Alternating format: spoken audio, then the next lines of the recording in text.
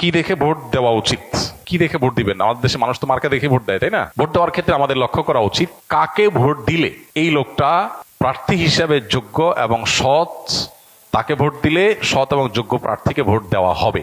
এটা আপনার বিবেককে আপনি জিজ্ঞাসা করবেন। আপনি যদি সঠিকটা উদ্ধার করার চেষ্টা করেন, এরপর দেখলেন যে না, আপনি আসলে যেটাকে সঠিক মনে করছেন এটা সঠিক হয় নাই, লোকটা রাইট পারসন না, তাহলে আল্লাহর কাছে আপনার দায় নাই। কিন্তু আপনার চেষ্টা করতে হবে যে কয়জন আছে এর মধ্যে সবচেয়ে ভালো যোগ্য মানুষটাকে, সে জিতবে কি জিতবে না এটা আপনার দেখার বিষয় না। আমাদের দেশে বেশিরভাগ মানুষ এই জায়গাটা এসে ভুল করে, মনে করে যে তার ভোট দেওয়ার লাভ কি, ভোটগুলো তো নষ্ট হবে। ভোট নষ্ট হয় না। একটা ভালো মানুষ যদি অল্প কয়েকটা ভোটও পায়, তাহলে সে এটার উপর ভিত্তি করে সামনে আর কয়েকটা পাবে, তারপর আবার আরো কয়েকটা পাবে। কিন্তু আপনি যদি ভোট দেওয়ার এই রাস্তাটা বন্ধ করেন, অথবা তাকে সে কম ভোট পাবে এই চিন্তা করে আরেকজনকে ভোট দেন, তাহলে কি হবে?